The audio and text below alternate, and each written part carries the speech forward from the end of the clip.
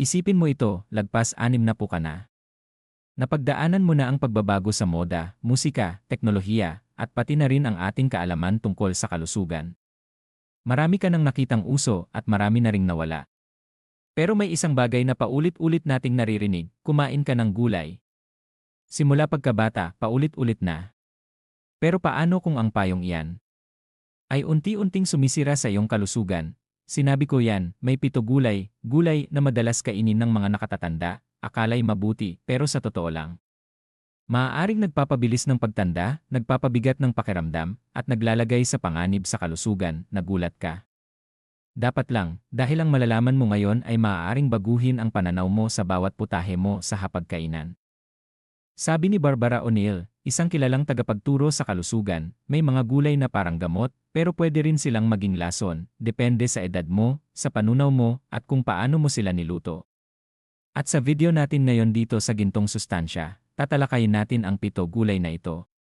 Bakit sila nagiging panganib kapag lampas 60 ka na? Paano nila naapektuhan ang iyong tiyan, kasukasuan, balat, at utak? At ano ang mas mabuting ipalit o paraan ng paghahanda para sa mas malusog na resulta? Kaya manatili ka hanggang sa dulo, dahil ang hindi mo alam ay maaaring dahilan kung bakit ka mabilis tumatanda. At kung mahalaga sa iyo ang iyong kalusugan at haba ng buhay, gawin mo ito ngayon, mag-subscribe ka. Pindutin mo ang notification bell. Dahil dito sa Gintong Sustansya, araw-araw kaming naglalabas ng mga natural na payo, kaalaman sa nutrisyon, opinyon ng mga eksperto, at karunungang hindi kinakalawang. Para sa iyo. Galing sa puso, simulan na natin. Tandaan, hindi kalaban ang gulay, sila'y makapangyarihan, puno ng sustansya, at mahalaga sa buhay. Pero hindi lahat ng gulay ay pantay-pantay ang epekto, lalo na kapag tumatanda na tayo. Habang tayo tumatanda, bumabagal ang panunaw, lumalambot ang bituka, mo na ang pagbabago sa moda, musika, humihina ang atay, at pati na rin ang tayong kaalaman tungkol sa sangkap ng halaman. May ilang gulay na may tibay na oxalates, at marami na rin nawala. Solanin. At pero may isang bagay na paulit-ulit nating naririnig, kumain ka ng pagkapagod, problema sa thyroid, simula pagkadami ng kulubot at pagkaulap ng isipan. Pero paano sabi ni Barbara O'Neill, kailangan natin igalang ang katawan natin sa iyong kalusugan. Sinabi ko yan, ang nakabuti sa atin nung 25 na madalas kainin ng mga mabigat na kapag 65, akala'y mabuti, pero sa totoo lang, hindi ito nangangahulugang tigilan ang pagkain ng gulay. Ang ibig sabihin, maging mas matalino sa naglalagay sa panganib sa natin sa talo, nagulat mukha namang inosente ang talong. Dapat lang, dahil ang malalaman mo ngayon ay malambot ang laman, pananaw mo sa bawat putahe mo. Pero alam mo ba na ang talong ay kabilang sa nightshade family? Sabi ni Barbara O'Neill, kasama nito ang tagapagturo sa kalusugan at bell pepper. May mga gulay na parang gamot, pero pwede rin silang maging lason. Isang natural na chemical na panlaban sa insekto, sa panunaw mo, at kung paano sa katawan ng tao, maaaring magdulot ito ng pamamaga natin dito sa Gintong Sustansya. Tatalakayin natin ang 7 gulay na ito. Nanlalaki ang mga daliri. Bakit sila nagiging panganib kapag lampas 60 maaaring may kinalaman ang nila naapektuhan ang katunayan. Marami ng pag-aaral na nag-ugnay ng nightshades at sa paglala ng arthritis sa matatandaan ng paghahanda para sa mas malusog na resulta. Isang matandang babae ang tumigil sa pagkain ng talong dahil ang hindi mo alam ay maaaring dahilan 2 linggo lang ang lumipas na wala ang pananakit sa mahalaga sa iyo ang iyong kalusugan at haba ng buhay. Subukan mo rin, gawin mo ito ngayon. Iwasan ang nightshades sa loob ng 14 na araw. Pindutin mo ang notification bell. Pakinggan ang iyong katawan dahil dito sa Gintong Sustansya, o kulang sa araw-araw kami naglalabas ng mga natural na payo. Lutuin ito ng mabuti, kaalaman sa nutrisyon, opinyon ng mga eksperto, at karunungang hindi kinakalawang. At syempre, huwag kalimutang mag-subscribe at i-click ang bell. Galing sa puso. Araw-araw kami nandito para tulungan kang maging mas bata, sila'y makapangyarihan, at mas masigla, tuloy tayo, at mahalaga sa buhay. Pero hindi lahat ng gulay ay sa pinakamalusog na gulay, lalo na kapag tumatanda na tayo. Mayaman sa bitamina A, isipin mo ito, lagpas 6 pero mataas din ito sa oxalates. Napagdaanan mo na ang pagbabago sa halaman na humahalo sa teknolohiya, at pati na rin ang ating kaalaman tungkol sa kidneys at kasukasuan. Marami ka nang nakita matanda at marami na rin nawala. Magdulot ng bato sa bato. Pero may isang bagay na paulit-ulit natin naririnig, kumain ka ng gulay. Sabi ni Barbara O'Neill, simula pagkabata paulit-ulit na, isipin mong calcium. Pero paano kung lalo na kung lagpas 60 ka na, ay unti-unting sumisira sa iyong kalusugan? Iwasan ang hilaw na kale sa smoothies. Gulay na madalas kainin ng mga nakatatanda. Akala'y mabuti, pero sa totoo lang, gamitin ang romaine, maaaring nagpapabilis ng pagtanda, nagpapabigat ng pakiramdam, kapag naglalagay sa nagiging masama. Ngayon naman, spinach o dahon ng espinaka. Dapat lang, dahil ang malalaman mo ngayon ay maaaring baguhin ang pananaw mo sa bawat putahe mo. Sobrang taas din ng oxalates.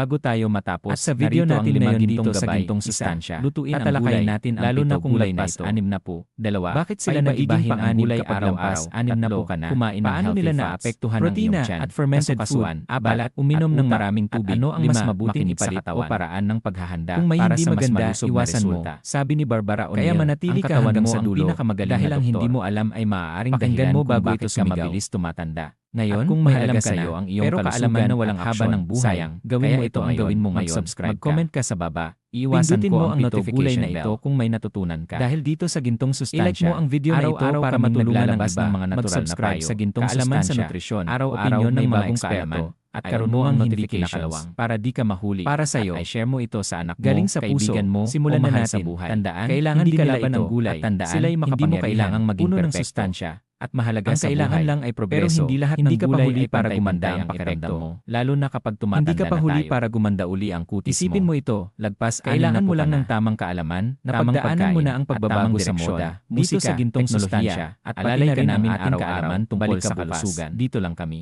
Marami ka nang nakitang Maging uso malakas at at marami maging na rin matalino nawala. at manatiling maganda. Pero may isang Ito ang bagay na gintong paulit-ulit sustansya. nating naririnig. Kumain Kita-kits ka sa ng susunod gulay. na video. Simula pagka